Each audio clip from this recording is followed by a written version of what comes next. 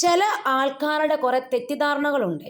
അവരുടെ വിചാരം അവർക്ക് മാത്രമേ എല്ലാം അറിയത്തുള്ളൂ എന്നാണ്. എല്ലാ സബ്ജക്ട്സിനെ കുറിച്ചും അത് ഇൻ കേസ് അത് ഏത് വിഷയത്തെക്കുറിച്ച് സംസാരിച്ചാലും അവർക്ക് അത് അറിയൂ എന്നുള്ള ധാരണ അവരിൽ അങ്ങ് ഉളവായിട്ടുണ്ട്.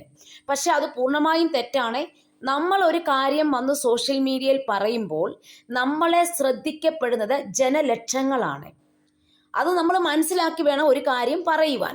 അപ്പം നമ്മൾ ആ കാര്യം പറയുമ്പോൾ അതിനെ നമ്മളെക്കാട്ടിലും വളരെ നല്ല രീതിയിൽ പഠിച്ചും അറിഞ്ഞും അവർക്ക് ആ കാര്യങ്ങൾ അറിയാമായിരിക്കാം.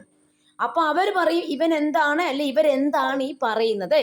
അതുകൊണ്ട് നമ്മളൊരു കാര്യം പറയുമ്പോൾ നമ്മൾ ചിന്തിക്കുന്നത് നമ്മളെ ശ്രദ്ധിക്കപ്പെടുന്ന ആൾക്കാർക്ക് നമ്മളെക്കാട്ടിലും കൂടുതൽ കാര്യങ്ങൾ അറിയാം എന്ന് നമ്മൾ ധരിക്കണം. നമ്മളെക്കാട്ടിലും കൂടുതൽ അറിവുള്ളവരാണ്. ഇപ്പം നമ്മൾ ആരുടെ മുന്നിൽ നിന്നാലും നമ്മൾക്കൊരു ധാരണ വേണം. ഇവർക്ക് ചിലപ്പോൾ എന്നെക്കാട്ടിലും കാര്യങ്ങൾ അറിയായിരിക്കാം.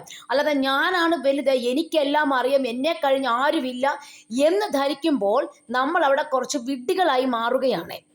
അതുപോലെ തന്നെ പൊതുസമക്ഷത്ത് നമ്മൾ വന്ന് എന്തെങ്കിലും ഒരു കാര്യം പറയാൻ വരുമ്പോൾ അത് നമ്മൾ പറയണോ വേണ്ടയോ, ഇത് പറയാൻ പറ്റുന്ന കാര്യങ്ങളാണോ, നാളെ ഇത് പറഞ്ഞാൽ എനിക്ക് എന്തെങ്കിലും ഭവിഷ്യത്തുണ്ടാകുമോ, ശകലം പേടിയൊക്കെ ഉള്ളത് എപ്പോഴും നല്ലതാണ്. ഞാനാണ് ഈ ലോകത്തെ ധൈര്യശാലി എന്ന് പറഞ്ഞ് നടക്കുന്നവർ ശരിയല്ല. കാരണം നമുക്ക് അത്രത്തോളം ധൈര്യം, നമ്മുടെ ഓവർ കോൺഫിഡൻസ് ഒക്കെ നമ്മളെ കൊണ്ടുപോയി വേറെ ഏതെങ്കിലും കുഴിയിൽ കൊണ്ട് ചാടിക്കും.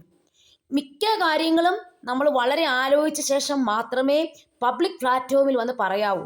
നമ്മുടെ കൂട്ടുകാർ കൂടി നമുക്ക് എന്തും പറയാം. കാരണം അത് ആ ചുറ്റുവട്ടത്തിൽ തീരുന്ന കാര്യങ്ങളാണ്.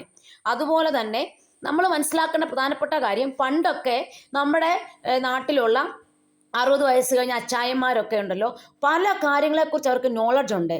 അത് ഒരു പക്ഷേ അവർക്ക് 10ാം ക്ലാസ് പോലും പാസ്സാകാത്ത ആൾക്കാരായിരിക്കാം.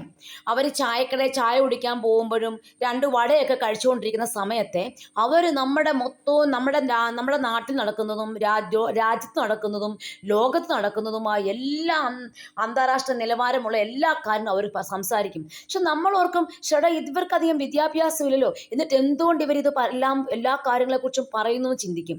ചിലപ്പം എല്ലാം പഠിച്ചു വലിയ എല്ലാ കാര്യവും അറിയാവുന്ന ഒരു വ്യക്തിക്ക് പോലും അറിയാത്ത കാര്യം ഇവർക്കറിയാം. കാരണം അവർ അന്നത്തെ കാലഘട്ടത്തിലുള്ള ആൾക്കാരെന്ന് പറഞ്ഞാൽ ഇതുപോലെ മൊബൈൽ ഫോണിൽ മാത്രമല്ല, അവർ മൊത്തം ചുറ്റുപാടുള്ള എല്ലാ കാര്യങ്ങളും വീക്ഷിക്കുന്നു. പത്രപേപ്പറുകൾ നന്നായിട്ട് വായിക്കുന്നു, റേഡിയോയിൽ ന്യൂസുകൾ കേൾക്കുന്നു. അങ്ങനെ അവർക്ക് ഒരുപാട് കാര്യങ്ങൾ മനസ്സിലാകും. അപ്പോൾ അവർക്കറിയാവുന്ന പല കാര്യങ്ങളും നമ്മുടെ ഇന്നത്തെ തലമുറയ്ക്ക് അറിയില്ല എന്ന് വേണം നമുക്ക് ഇപ്പോഴും മനസ്സിലാക്കാൻ. അത്രമാത്രം വിവേകത്തോടെയും നല്ല സംസ്കാരമുള്ളവരായിട്ടാണ് അവർ ഓരോ കാര്യങ്ങളും പറയുകയും ചെയ്യുന്നത്.